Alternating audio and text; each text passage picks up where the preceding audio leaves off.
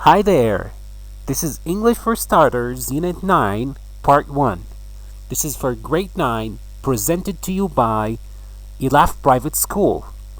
Well, welcome to this tutorial where we can teach you even though we have the lockdown here in Syria. Okay, let's start. Well, in Unit 9, which is called Emergency and Rescue, we're going to study 4 grammatical rules. In this part, we're going to study the first two, which are present passive and present continuous passive. In part 2, we're going to study passive with can and past passive. So in this part, we're going to study only those two. 1, 2. Okay, let's get started. Now, some of you might ask, what is passive? Okay, that's a great question.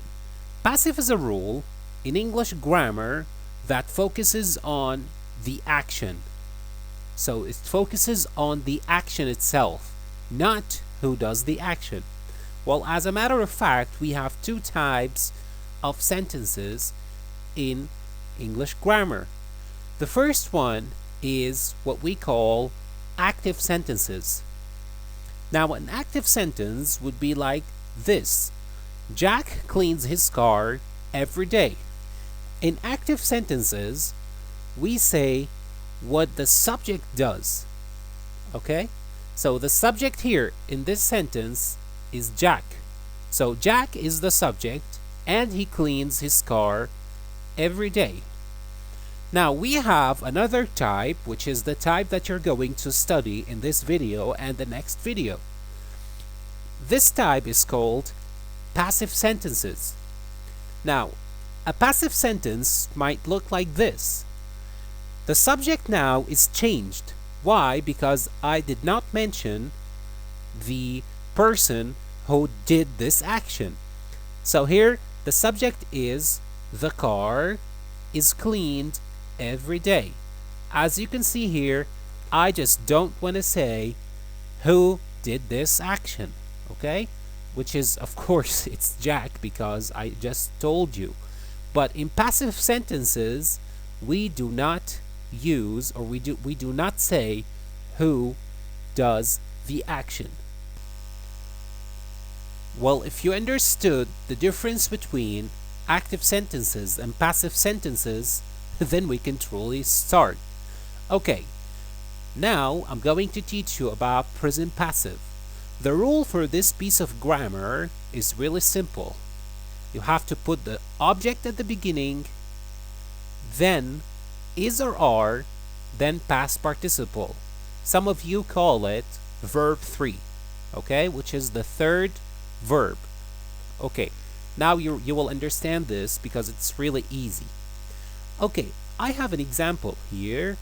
Scientists develop new technology every year. Now, in this sentence, I have the subject and the verb and the object.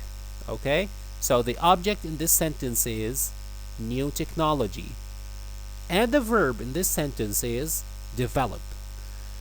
I need to move technology here to the beginning of the sentence, put is or are, then past participle. It's really easy to make a present passive. Watch. Boom. New technology is developed every year. As you can see, this is the object. I put it at the beginning of the sentence, put is and the past participle of the verb. Okay? Who is the person or the persons who developed new technology every year? In the passive sentence, I don't care about that, okay?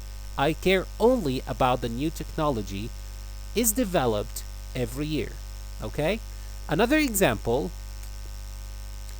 volcanoes blow hot ash and gases into the air.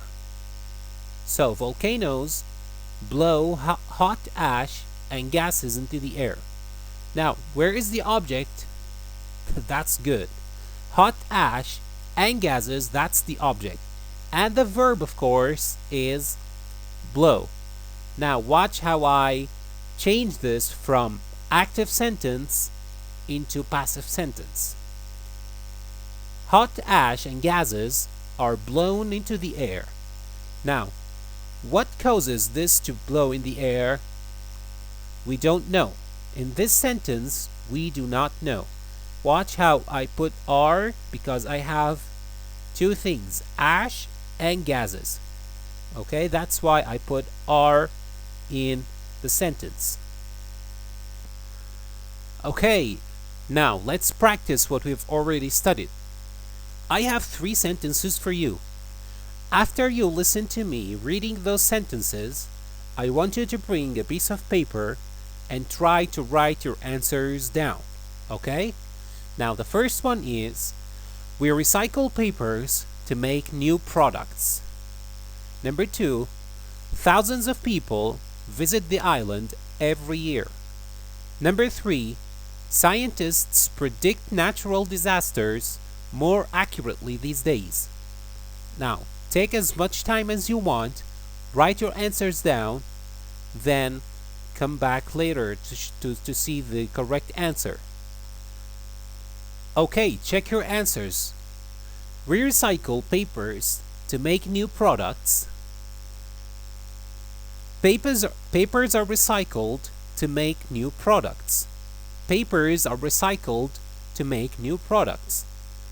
Thousands of people visit the island every year. The island is visited every year. Okay, I did not mention, I don't want to tell you who visit the island. Okay? Number 3, scientists predict natural disasters more accurately these days. Natural disasters are predicted more accurately these days. Who predict the natural disasters?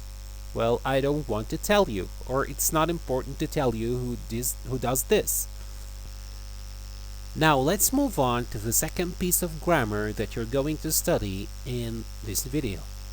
Well, this piece of grammar is present continuous passive. As you can see, I'm using the object at the beginning of the statement, is or are, being, then past participle.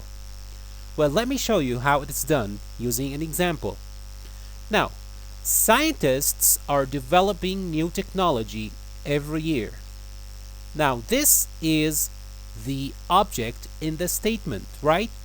I'm going to use the object in the active sentence at the beginning of the passive sentence. Okay? Now, as you can see here, I used new technology is being developed every year. Okay? So, who develops this? I don't want to tell you. I don't want to mention it in my sentence. Okay? It's not important. Okay. So, new technology is being developed every year. Another example for this would be, so as you can see here, is being. This what shows me the continuous of the verb. Okay? Now, another example is, volcanoes are blowing hot ash and gases into the air.